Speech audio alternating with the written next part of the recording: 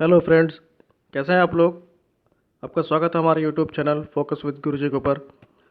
दोस्तों, current affair series चल रही है। जनवरी से लेकर मई 2020 तक के करंट अफेयर हम कवर कर रहे हैं।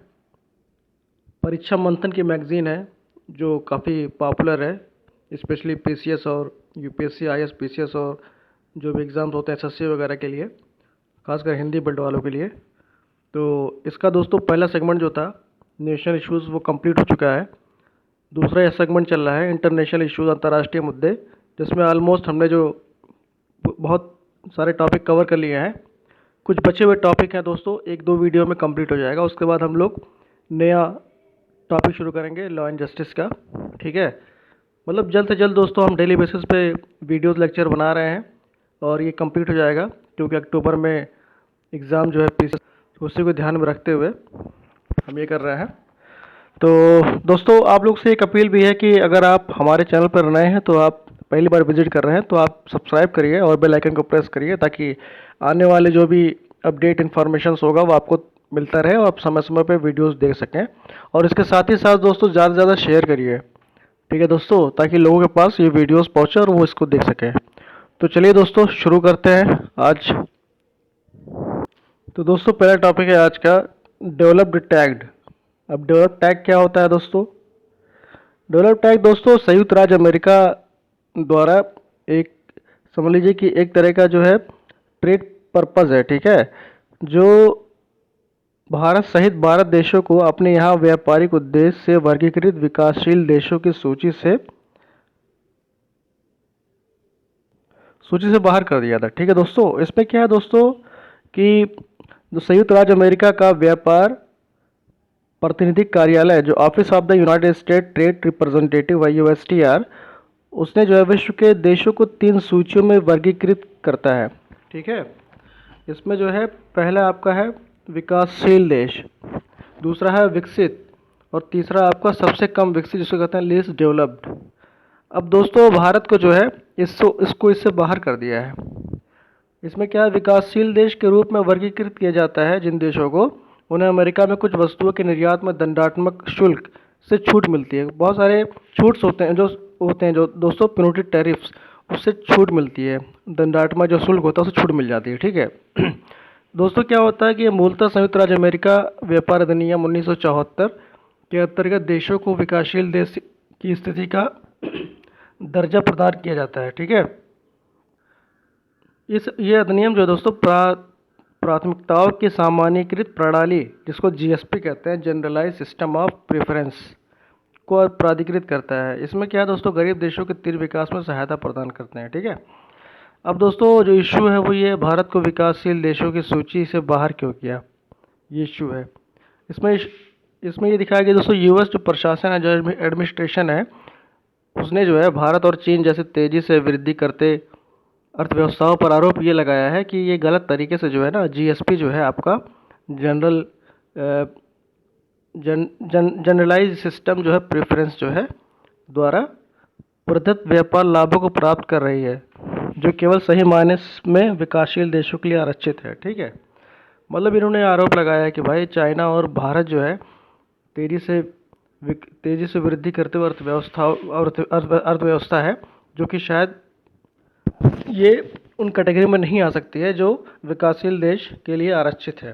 ठीक है, इसमें ये बताया गया दोस्तों कि भारत जीएसपी के प्रावधानों के तहत लगभग 2000 से अधिक वस्तुओं पर आयात शुल्क से छूट प्रदान की गई है।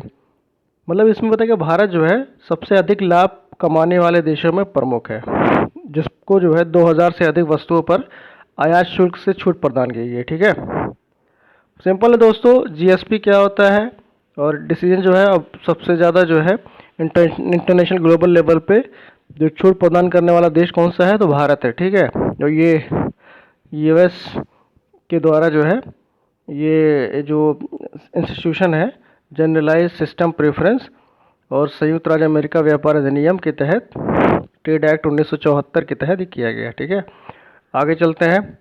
अगला टॉपिक है दोस्तों, अमेरिकी अंतर्राष्ट्रीय धार्मिक स्वतंत्रता आयोग ने भारत की रैंकिंग घटाई। दोस्तों रैंकिंग घटी रही है, अभी डेमोक्रेसी वाला एक इंडेक्स आया था, पिछले वीडियो में पढ़ा हुआ था, उसमें भी 4 बिंदु घटकर 83 रैंक पे पहुंच गया डेमोक्रेसी की कंट्रियों में। और इसमें भी रैंकिंग की बात हो रही है, घटा गया। उसके पीछे भी ये वजह दी गई थी भाई, जो NPR CA ये सब जो हुआ था जम्मू कश्मीर में, जो 370 हट गया था, वो उसके पीछे वो रीज़न बताया गया था। यहाँ भी वही रीज़न बताया जा रहा है। अब दोस्तों सबसे पहले ये देखते हैं कि अमेरिकी अंतर्राष्ट्रीय धार्मिक स्वतंत्रता आयोग ने भारत की रैंकिंग घटाई। अब ये जो है अमेरिकी अंतर्राष्ट्रीय धार्मिक स्वतंत्रता आयोग है क्या, the US commission on international religious freedom, USCIRF कहते हैं इसको, डाउनग्रेड्स रैंकिंग ऑफ इंडिया किया गया है। इसमें क्या है दोस्तों कि हाल ही में जो है अमेरिकी अंतर्राष्ट्रीय धार्मिक स्वतंत्रता आयोग ने जो है 2020 की जो रिपोर्ट के अनुसार भारत की रैंकिंग को न्यूनतम स्तर पर घटाकर इसे कंट्रीज ऑफ पर्टिकुलर कंसर्न की सूची में शामिल कर दिया गया। ठीक है, अब इस सूची में क्या दोस्तों, भारत के साथ चीन, नॉर्थ कोरिया, सऊदी अरब और भारत के साथ पाकिस्तान को भी शामिल किया गया है। 2004 में पहली बार भारत को CPC सूची में शामिल किया गया। ठीक है, CPC सूची मतलब countries of particular concern. Bharat द्वारा, अब इसके जो पीछे रीजन बता दोस्तों, भारत द्वारा नागरिकता संशोधन अधिनियम पारित करने, राष्ट्रीय नागरिकता दस्तावेज, ठीक है, तैयार करने को प्रभावित करने तथा जम्मू कश्मीर का विशेष दर्जा प्राप्त करने के परिणाम स्वरूप जो है USCIRF द्वारा भारत की सूची में शामिल किया गया है। ठीक है, आगे देखते हैं दोस्तों। USCIRF जो है वो अपने आप को कहता है स्वयं को अंतर्राष्ट्रीय धार्मिक स्वतंत्रता अधिनियम द्वारा स्थापित एक स्वतंत्र द्विदलीय अमेरिकी सहयोग आयोग के रूप में अपने आप को जो है कहता है, वो वर्णित करता है, जिसका मुख्य काम जो है अमेरिकी कांग्रेस जो है वहाँ की पार्लियामेंट है और प्रशासन को सलाह और परामर्श देना है। ठीक है, तो ज़्यादा इंपॉर्टेंट नहीं है दोस्तों, एक चीज़ और भी है इसमें फैक्ट कि हमारे जो प्रधानमंत्री श्री नरेंद्र मोदी जी थे, उनका जो वीज़ा वर्ष 2005 में 2002 के गुजरात दंगे के जिम्मेदार मानते हुए अमेरिकी सरकार ने रद्द कर दिया था USCIRF द्वारा। ठीक है, आगे देखते हैं। अगला टॉपिक है, अमेरिका ने विश्व व्यापार संगठन में अपने वित्तीय अनुदान में कटौती की।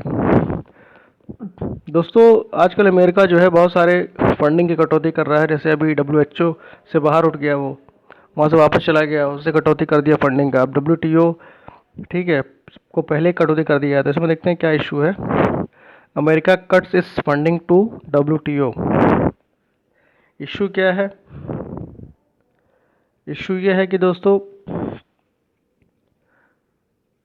अमेरिका ने विश्व व्यापार संगठन के कार्यों को संपादन हेतु अपने वित्तीय अनुदान में कटौती करते हुए दिसंबर 2019 को उसकी अपीली संस्था, जो इसकी अपीली संस्था है, मेजोरिक पद है, उस पर भर्ती पर रोक लगा दी थी। ठीक है, ये इश्यू था उसका। अब दोस्तों अपीली संस्था है क्या, ये देखना ज़रूरी है। अपीली संस्था दोस्तों क्या होता है, इसमें न्यूनतम जो है 3 सदस्य होना अनिवार्य है। ठीक है, ये क्या होता है, ये विश्व व्यापार संगठन के अपीली संस्था में 6 रिक्तियों पर रोक लगाने की इसके अपीली संस्था में सिर्फ 1 सदस्य रह गया बस, और वो डिसीजन मेकर नहीं हो सकता है, कम से कम 3 होना ज़रूरी है। आगे देखते हैं इसी में, अमेरिका ने अपीली संस्था में सदस्यों की भर्ती पर क्यों रोक लगाने का निर्णय किया, ये इम्पोर्टेंट है दोस्तों। इसमें क्या है, अपीली संस्था ने अमेरिका द्वारा एक तरफा कदम उठाने के रास्ते पे रोड़े अटकाए थे। ठीक है, क्योंकि अमेरिका मतलब क्लेम कर रहा था अमेरिका द्वारा लगाए गए प्रतिकारी शुल्क और डंपिंग रोधक उपाय विश्व व्यापार संगठन संधि के मूल अवधारणा के प्रतिकूल थे। अतः अमेरिका ने इसके कार्य संचालन हेतु दी जाने वाली जो राशि होती है, अनुदान राशि में कटौती और मौजूदा रिक्तियों की भर्ती पर रोक लगाने का निर्णय लिया। अब विश्व व्यापार संगठन की जो अपीली संस्था है दोस्तों, वो क्या है, 1990 में व्यावसायिक नियमों के समुचित क्रियान्वयन हेतु एक बाध्यकारी 2 चरणों वाली विवाद निस्तारण प्रणाली की स्थापना विश्व व्यापार संगठन में की गई थी। ठीक है, अपीली संस्था जो है इस 7 स्थायी सदस्यों की विवाद निस्तारण प्रणाली की एक मंच है। दोस्तों ये एक प्लेटफॉर्म है जो कि कुछ WTO से रिलेटेड कोई इश्यूज होता था तो उसको सॉल्व करने के लिए एक स्थायी अपीली संस्था बनाई गई थी। ठीक है, WTO द्वारा निपटाए गए मामले से विश्व व्यापार संगठन की अपीली संस्था ने प्रतिकारी शुल्क, डोपिंग रोधी उपायों जैसे व्यावसायिक सुधार से जुड़े मामलों के निस्तारण के अतिरिक्त डंपिंग रोधी शुल्क बढ़ाने वाली एक विवादित शून्यकरण प्रणाली नामक विवादास्पद पद्धति अपनाने जैसे मामलों का निस्तारण किया। ठीक है, मतलब वही है कि फंडिंग इसकी रोक दी गई है, जो रिक्रूटमेंट था उसको बंद कर दिया गया, और जो एक सदस्य बचा है वो डिसीजन मेकर हो नहीं सकता, मिनिमम 3 चाहिए। ठीक है, ये सब चीज़ें हैं इसके अंदर। क्लेम किया कि जो है एक तरफा ये काम कर रहा था, अमेरिका द्वारा क्लेम किया गया। आगे देखते हैं अगला टॉपिक कौन सा है।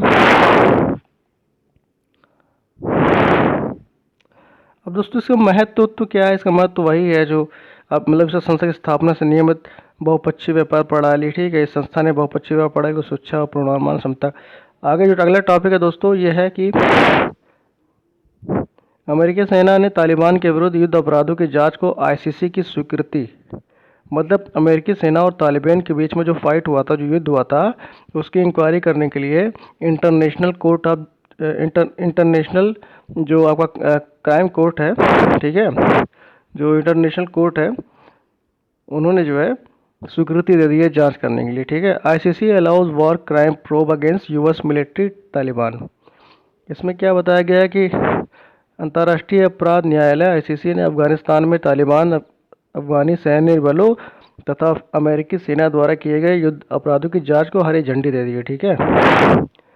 जांच करने की अनुमति जो है आईसीसी 5 मार्च 2020 को दी गई, जिसके आधार पर न्यायालय ने अभियोजनकर्ताओं को इस जांच में प्रारंभ करने की आधिकारिक स्वीकृति मिल गई। संयुक्त राज्य अमेरिका दोस्तों अपने अलग ही एटीट्यूड में रहता है, मतलब वो भाई सुपर पावर मानते हैं, तो उनका कहना यह है कि संयुक्त राज्य अमेरिका इस न्यायालय के फैसले तथा वैधानिकता को पहले ही रद्द कर चुका है, ठीक है। मतलब इनके फैसले और इसकी वैधानिकता जो है, इसकी वैल्यूड है जो, इसको पहले रिजेक्ट कर चुका है। मुकदमे के पूर्व परीक्षण हेतु नियुक्त न्यायाधीशों ने गत वर्ष इस बात को माना कि अफगानिस्तान में युद्ध अपराधों को अंजाम दिया गया, ठीक है, ये बताया गया, परंतु इसके विरुद्ध स्थापित जांच को ये कहते हुए रद्द कर दिया गया कि यह न्याय के हितों के विरुद्ध होगा, चूँकि इस जांच में संबंध पक्षों के असहयोग से गुनहगारों को सजा मिलने की संभावना बिल्कुल कम है। अगला टॉपिक है दोस्तों, अमेरिका चीन के प्रभुत्व को समाप्त करने हेतु हिंद प्रशांत क्षेत्र जो इंडो पैसिफिक ओशियन है, जो मतलब जो रीजन है, वहाँ पे क्या 1.5 अरब डॉलर की बात की गई, देने की आवंटित करने की बात की गई, ठीक है। इसमें क्या US to allocate 1.5 billion dollar for Indo Pacific region to end Chinese dominance. वही चाइनीज का डोमिनेंस जो वहाँ पे है, प्रभुत्व है, उसको कम करने की बात की गई या ख़त्म करने की बात की गई, ठीक है। इसमें क्या अमेरिकी प्रशासन ने जो है अति महत्वपूर्ण हिंद प्रशांत क्षेत्र में चीन के बढ़ते नौसैनिक दबदबे और हस्तक्षेप को खत्म करने के उद्देश्य से 2021 वित्तीय वर्ष के बजट में 1.5 अरब डॉलर की धनराशि आवंटित करने के प्रस्ताव अमेरिकी कांग्रेस के समक्ष 10 फरवरी 2020 को पेश किया। इसमें क्या ट्रंप प्रशासन द्वारा इस धनराशि का आवंटन करने के पीछे उद्देश्य सामरिक रूप से जो है क्या चीन के प्रभुत्व के मुक्त रखते हुए अमेरिकी हितों की सुरक्षा करना, ठीक है। इसमें क्या बताया गया, जो लोकतांत्रिक कार्यों को वित्त समर्थन देने के अलावा सुरक्षा सहयोग को बढ़ावा देना, ये सब इसके प्रोजेक्ट उद्देश्य बताए गए हैं। आर्थिक संचालन में सुधार तथा निजी क्षेत्र के नेतृत्व में आर्थिक विकास को सुगम बनाने में किया जाएगा, ठीक है। आगे देखते हैं। इसके साथ ही दोस्तों ये जो बजट है, ये जो एलोकेट किया गया, इसमें जो है चीन की विदेशी तथा गैर विदेशी प्रायोजित दुष्प्रचार के लिए जो है उसके अंकुश लगाने के लिए 30 मिलियन डॉलर की धनराशि भी शामिल करने का प्रोजेक्शन है, प्रस्ताव है। अगला टॉपिक है दोस्तों लीबिया संकट के ऊपर।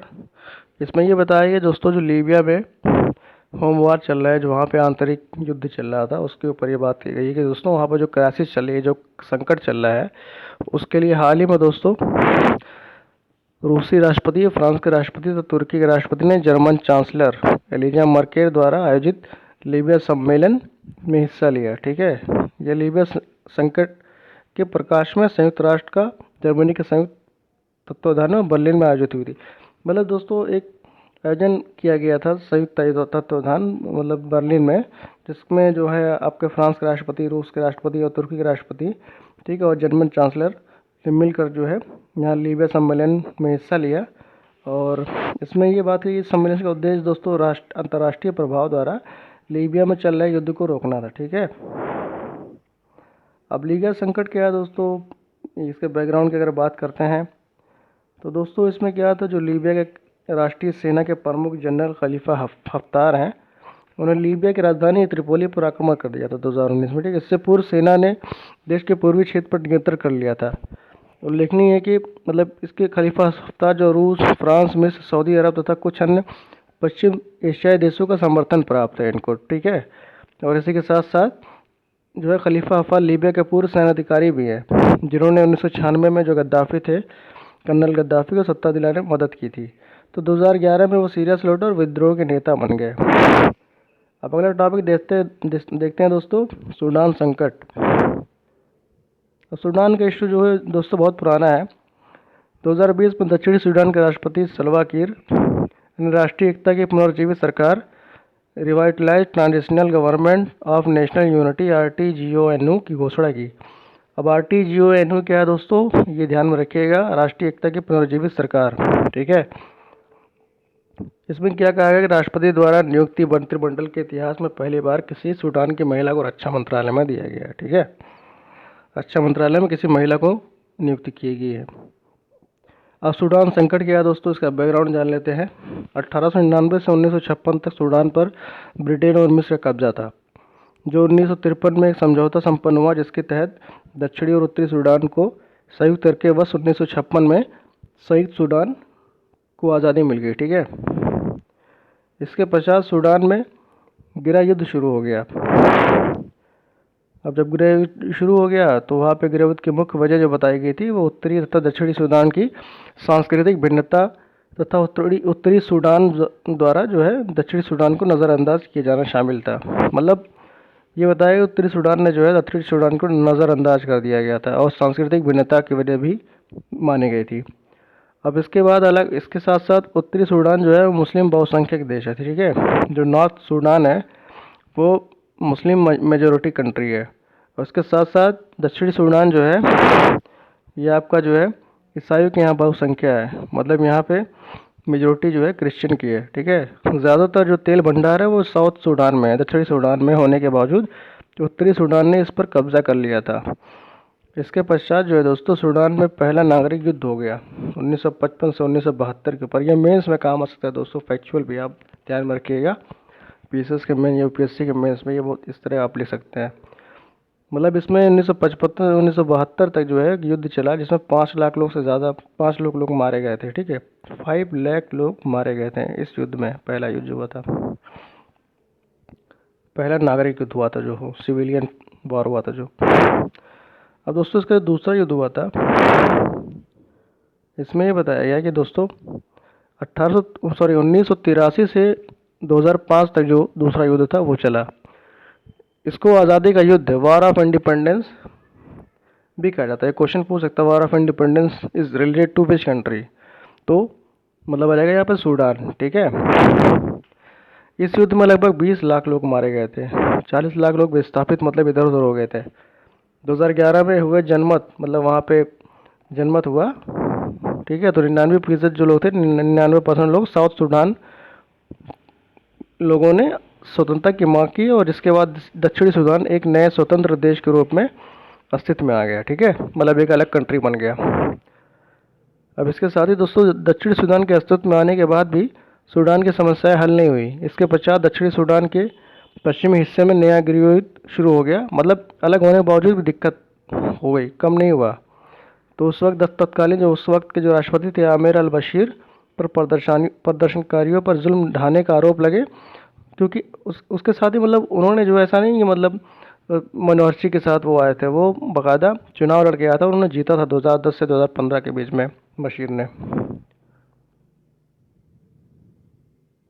अगला टॉपिक है दोस्तों, ये रिलेटेड अफ्रीका से। अफ्रीका की सबसे धनी महिला जो है उनके ऊपर सार्वजनिक धन का दुरुपयोग करने का इल्ज़ाम लगाया गया, ठीक है। Africa's richest women embezzle countries wealth. इसमें दोस्तों क्या है, न्यूयॉर्क स्थित जो अंतर्राष्ट्रीय अन्वेषी पत्रकार संघ international consortium of investigative journalist, ठीक है, इन्होंने क्या नवीनतम अन्वेषण के दस्तावेज ने लुआंडा लिक्स ने अंगोला के भूतपूर्व राष्ट्रपति दोस एडवांडो डास की पुत्री आइसाबेल पर सरकारी संपत्ति का गबन करने का आरोप लगाया, ठीक है। दोस्तों ये अफ्रीका की पहली अरबपति लेडीज़ थी फोर्ब्स के अनुसार, ठीक है, जो काफ़ी सुर्खियों में थी उस वक्त। इनके ऊपर भ्रष्टाचार के आरोप लगे हैं कि इनका सरकारी धन का जो है दुरुपयोग किया गया, मनी लॉन्ड्रिंग वगैरह, आपके ऊपर धन का आरोप लगाया गया, ठीक है। अब यही सब चीज़ें हैं, ज़्यादा वो इसमें अंदर जाने की ज़रूरत नहीं है। पूछ सकते हैं ऐसा ऐसा ऐसा बिल कौन है, ठीक है। ऐसा बिल पर अंगोला की राष्ट्र सरकार तेल कंपनी जो है में 2 दशकों मतलब $1 अरब से अधिक धन को दूसरे देशों के बैंक के खातों में डालने और स्थानांतरित ट्रांसफ़र करने का भी गंभीर आरोप है। वही सब चीज़ें हैं। देखिए दोस्तों, ये इम्पोर्टेंट है कि जैसे अफ्रीका की पहली महिला अरबपति घोषित किया गया था, ठीक है, फोर्ब्स मैगजीन के अनुसार। 46 वर्ष की हैं ये। बाकी यही है, इसमें ज़्यादा इतनी इम्पोर्टेंट की ज़रूरत नहीं है बहुत ज़्यादा। अगला टॉपिक है दोस्तों, विश्व भर में महिला नेतृत्व में कोविड-19 के विरुद्ध लड़ाई। कोविड-19 और नेतृत्व करने वाली विश्व भर की जो महिला है जिन्होंने फाइट किया कोविड-19 से, किस तरीके से नेतृत्व किया उसके बारे में बता रही है कि दोस्तों, ठीक है, इसमें दिख रहा है कि दोस्तों जर्मनी, न्यूजीलैंड, डेनमार्क से लेकर ताइवान तक की महिला राष्ट्र अध्यक्षों ने काफ़ी अच्छा काम किया, ठीक है। ताइवान के प्रधानमंत्री विश्व स्वास्थ्य संगठन की तीखी आलोचक है। उनके दबाव में भी WHO ने अपनी गलती मानी थी। आइए जानते हैं जनतांत्रिक देशों की महिला राष्ट्रीय संकट के समय अपने देशों में कैसे आगे बढ़ी। अब इसमें दोस्तों बहुत ज़्यादा इम्पोर्टेंट नहीं है, लेकिन वन लाइन के फॉर्म में आप याद कर सकते हैं इनके नाम को, जैसे ये हैं त्साई इन वैन। ये क्या ताइवान की राष्ट्रीय अध्यक्ष है। त्साई इन वैन जो है बेहतरीन नेतृत्व क्षमता का प्रदर्शन किया था इन्होंने कोविड-19 के टाइम। जब कोविड-19 नाम दिया गया था वुहान के रहस्यमय बुखार के वक्त, तब जो है इन्होंने जो है बहुत अच्छा काम किया था और मतलब बहुत सीधे संपर्क माने मतलब इसमें 124 लोग ही संक्रमित हुए थे उस वक्त और मौतें महज 6 हुई थी। काफ़ी अच्छी नेतृत्व क्षमता थी इनके अंदर, काम किया था उन्होंने। एंजेला मार्केल दोस्तों दुनिया की सबसे बड़ी अर्थव्यवस्था जो को संभालना, जर्मनी के चांसलर हैं एंजेला मार्केल, उनकी बात की गई थी, ठीक है। उनके हिसाब से दोस्तों ऑनलाइन सर्वे में मार्केल को 70% लोगों का समर्थन हासिल है। वह वैज्ञानिक तरीके से लोगों को लॉकडाउन में फ़ायदे बता रही थी, ठीक है। साना मारिन, ये दोस्तों सबसे युवा प्रधानमंत्री है साना मारिन, मतलब फिनलैंड की है ये साना मारिन, युवा प्रधानमंत्री। इन्होंने कड़ा लॉकडाउन किया था और गैर जरूरी यात्राओं को पूरी तरह से रोक दिया था। फिनलैंड में 140 मौतें हुई थी उस वक्त, 4000 लोग कोरोना से संक्रमित हुए। काफ़ी अच्छा इन्होंने नेतृत्व क्षमता दिखाई और काफ़ी कंट्रोलिंग किया उन्होंने। अब इरना सोलबर्ग कौन दोस्तों, नॉर्वे की जो है ये राष्ट्रीय अध्यक्ष है इरना सोलबर्ग, और सख्ती से इन्होंने लॉकडाउन को लागू किया, ज़्यादा टेस्टिंग पर जोर किया और वयस्कों की बजाय बच्चों को संबोधित करने पर जोर दिया ताकि वे लॉकडाउन पर शारीरिक दूरी का पालन करने के लिए माँ बाप पर जोर डाल सकें, ठीक है। उन्होंने 2 बार प्रेस कॉन्फ्रेंस के लिए बच्चों के लिए की। कार्टिन जाकोबसडोटिर, ये दोस्तों आइसलैंड के प्रधानमंत्री हैं, ठीक है। आइसलैंड के प्रधानमंत्री कार्टिन जाकोबसडोटिर ने लोगों के फ्री टेस्ट कराए, ठीक है। जैकेडिया एंडेन, ये न्यूजीलैंड के प्रधानमंत्री हैं दोस्तों। इन्होंने जो लॉकडाउन को प्रभावी तरीके से लागू किया और लगभग हर दिन संदेश जारी करते रहीं। हर बार संदेश बहुत साफ होता था और घरों में रहें, कब बुखार तुरंत डॉक्टरों से संपर्क करें, मतलब काफ़ी कंट्रोलिंग किया इन्होंने और बहुत अच्छे से नज़र रखा इस चीज़ के ऊपर। मेट फ्रेडरिक्सन डेनमार्क के प्रधानमंत्री हैं, इनके बारे में बताया गया दोस्तों। काफ़ी अच्छे तरीके से जो है ना स्कूल बंद कर दिया था, कॉलेज वॉलेज, और सीमाएं सील कर दी थी और 10 से ज़्यादा लोगों को एक साथ एकत्र होने की पाबंदी लगा दी थी। काफ़ी अच्छा काम किया उन्होंने, ठीक है। सिक्वेरिया जैकब्स, ये कैरेबियाई आइलैंड के समूह का जो है छोटा सा देश है, सेंट मार्टे, ठीक है। इसकी आबादी करीब 41,050 है और वेंटिलेटर है 2, ठीक है। वहाँ के जो प्रधानमंत्री हैं सिल्वेरिया जैकब्स, इस देश की अर्थव्यवस्था पर्यटन पर आधारित है, टोटल टूरिज्म जो है के ऊपर डिपेंडेंट है और 5 लाख पर्यटन आते हैं। उन्होंने लॉकडाउन नहीं करना चाहती थी, लेकिन ऐसे में उन्होंने शारीरिक दूरी का सख्ती से पालन करने के लिए कहा और उन्होंने सख्त शब्दों में कहा, आप बाहर नहीं निकल सकते, आपके घर खाना ख़त्म हो गया है तो आप सेरेल खाइए, ओट्स खाइए, बासी खाइए, लेकिन बाहर नहीं सकते। काफ़ी कंट्रोल, काफ़ी स्ट्रिक्ट जो है इन्होंने रूल बनाया था और कंट्रोल किया। तो ये सब लेडीज़ थी दोस्तों जो नेतृत्व क्षमता की वजह से कोविड-19 में फाइट करने में सफल हुई। और इसके साथ ही दोस्तों अगला जो वीडियो आएगा उसमें हम इंटरनेशनल इश्यूज़ जो हमारे बचे हुए कुछ टॉपिक है कवर कर लेंगे, और उसके साथ ही इंटरनेशनल इश्यूज़ जो हमारा अंतर्राष्ट्रीय मुद्दे हैं वो कंप्लीट हो जाएगा। फिर उसके बाद हम लोग शुरू करेंगे विधि एवं न्याय, ठीक है, लॉ एंड जस्टिस। तो दोस्तों, अगर आपको पीसीएस की तैयारी कर रहे हैं, यूपीएससी की तैयारी कर रहे हैं और करंट अफेयर्स से रिलेटेड इश्यूज़ है हिंदी वर्ड के लिए, तो परीक्षा मंथन काफ़ी अच्छी मैगज़ीन है, आप बने रहिए और इसको सब्सक्राइब करिए और ज़्यादा से ज़्यादा शेयर करिए ताकि लोगों के पास पहुंच जाए। और हाँ, अगर इसका आपको पीडीएफ चाहिए तो आप टेलीग्राम पे जाके वहाँ से डाउनलोड कर सकते हैं, डिस्क्रिप्शन में इसका लिंक दे दिया गया है। तो दोस्तों, बने रहिए। थैंक यू, धन्यवाद।